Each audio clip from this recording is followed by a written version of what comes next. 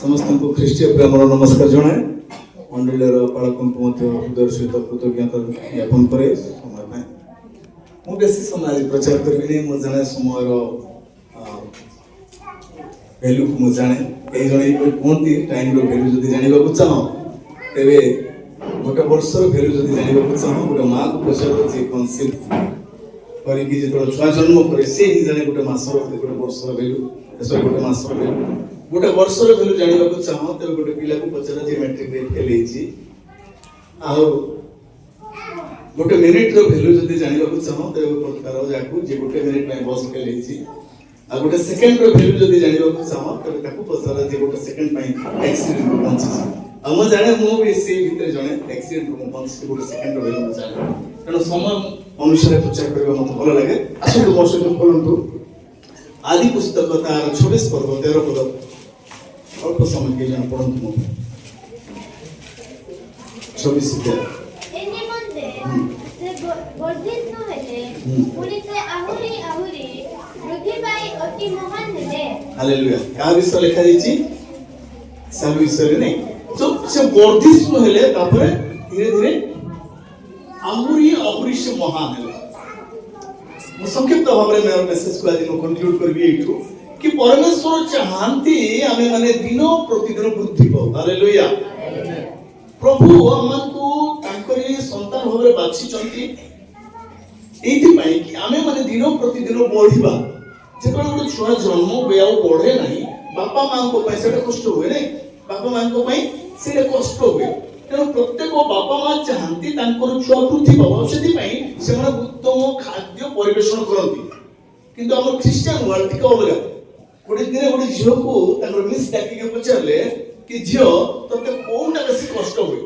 Convent से झील कहला मत बेस कष्ट लगे खाइबा कौन देखिए सामने सामने पिला खाइबा बहुत कष्ट बड़ है कौन मिल आम 1000 टका खर्च कर होटेल को जाकर खाई दौर रुचि कि सान बेले खाइबा बहुत कष्ट बापा माँ बहुत कष्ट पड़ी पिला खुआती आम ख्रीस्टियन वर्ल्ड भी से आम मंडली भी से आज ईश्वर को वाक्य से बुद्धि पाऊना वाक्य को निजर कर पाऊना वाक्यर बुद्धि अर्थात आक्षरिक ज्ञान पाइबा से बुद्धि नुह जे बाइबल जड़े पढ़ 100टा वर्ष मन रख 50टा वर्ष मन रख गोटे पूरा चैप्टर पूरा जति गोटे बही पूरा मन रखिबो सेटा वृद्धि नुह वृद्धि होचे सेटा कि परमेश्वरଙ୍କର वाक्य को निज जीवन रे कार्य करबा हालेलुया हालेलुया हालेलुया प्रभु चाहती हमर बढु प्रभुଙ୍କର इच्छा जे तांकर पुओ जमाने तांकर संतान संतति माने सब दिन से वृद्धि पांतु आज जो स्थान अच्छु से स्थान रहिबो प्रभु चाहनाती प्रभु चाहती हमर कोन हो मंडली दिन प्रतिदिन वृद्धि पाऊ हालेलुया कोठी विश्वास रे वृद्धि पाऊ अनुग्रह रे वृद्धि पाऊ लिखा जाए कोठी लिखा है एफिसियंस तार 4 रो 15 पद लिखा जाए टिके तो एक पढ़ि देबे एफिसियंस 4:15 किंतु सत्य अवलंबन करी मस्तक स्वरूप जे ख्रीष्ट ताहां उद्देश्य रे सर्व विषय रे प्रेम रे वृद्धि पाओ हालेलुया केसो कहा को अवलंबन करी ख्रीष्ट को अवलंबन करी ख्रीष्ट जिसु सो क्राइस्ट लाइकनेस रे वृद्धि पाइबा दरकार ग्रो इन क्राइस्ट लाइकनेस ख्रीष्ट को माने सादृश्य रे वृद्धि पाइबा सेटा होची वृद्धि लोक भाबंती जे सामाजिक क्षेत्र रे वृद्धि पाउचो बा धन रे जदी तळे वृद्धि पाउचो माने प्रतिष्ठा रे जदी वृद्धि पाउचो सेटा वृद्धि नुह वृद्धि होची सेटा जोटा के ख्रीष्टंकर अनुग्रह रे ख्रीष्टंकर चरित्र रे ख्रीष्टंकर स्वभाव रे जतळे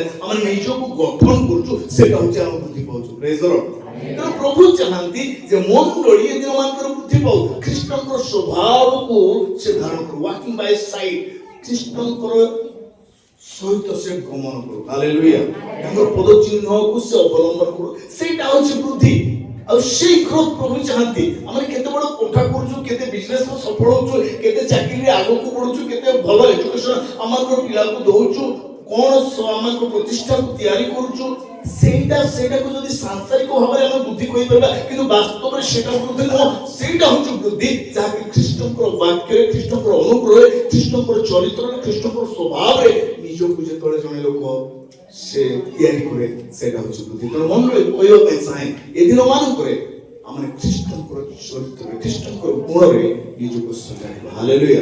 ଲେଖାଯାଏ ଅସମ୍ଭବ ଖ୍ରୀଷ୍ଟଙ୍କ ଭଳି ହେବା ସମ୍ଭବ ନୁହଁ, କିନ୍ତୁ ବାକ୍ୟରେ ବି ଲେଖାଯାଏ କି ମୋ ଶକ୍ତିଦାତାଙ୍କ ସାହାଯ୍ୟରେ ମୁଁ ସବୁ କିଛି କରିପାରେ, ସବୁ କିଛି କରିପାରେ। ଏଇଟା ଯୋଉ ପାଉଲ ଲେଖୁଛନ୍ତି ତାର କଣ୍ଟେକ୍ସଟ ହଉଛି କଣ? ମୁଁ ଯେତିକି ତଳକୁ ବି ଯାଇପାରିବି। ହାଲେଲୁୟା। ମୁଁ ଦୁଃଖ ଭୋଗ କରିପାରିବି, ମୁଁ ପ୍ରଭୁଙ୍କ ପାଇଁ କଷ୍ଟ ବି ଭୋଗ କରିପାରିବି। ସେଇଟା ଲେଖାଯାଇ ନାହିଁ ଯେ ମୁଁ ଖ୍ରୀଷ୍ଟଙ୍କ ପାଇଁ ଯାହା ବି କରିପାରେ ତାର ଅର୍ଥ ମୁଁ ସବୁ କିଛି କରିପାରିବି, ଯୋଉଟା କଲେ ଚଳିବ, ସେଇଟା ନୁହଁ। ସେ ଉଦ୍ଦେଶ୍ୟରେ ସେଇଟା ଲେଖାଯାଇନି। ମୁଁ ଅତିରୁ ଅତି ନିଜକୁ ପ୍ରଭୁଙ୍କ ପାଇଁ ନ୍ୟୁନ କରିବି, ସେଇଟା ହଉଛି ପାଉଲଙ୍କର ଲେଖିବାର ଉଦ୍ଦେଶ୍ୟ।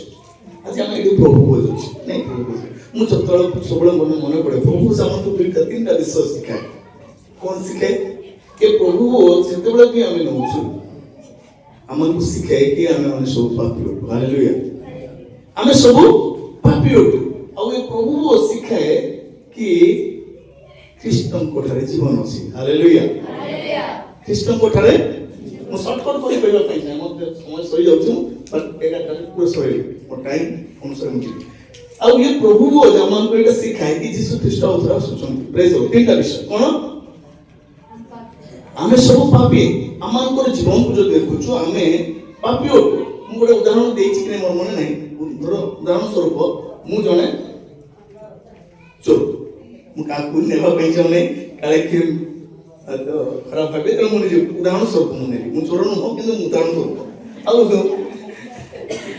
ମତେ କଣ ହଉଛି, ଭଲ ଓକିଲ ଗୋଟେ ଦରକାର। ମତେ ଛୋଟ କୋର୍ଟରେ ମତେ ସଜା ଦିଆଯାଇଛି, ମୁଁ ଗୋଟେ ବଡ କୋର୍ଟକୁ ଯାଉଛି, ବଡ ଓକିଲ ଗୋଟେ ଧରୁଛି, ଧରନ୍ତୁ ଆମ ପାଷ୍ଟର ଆଜ୍ଞା ବଡ ଓକିଲ।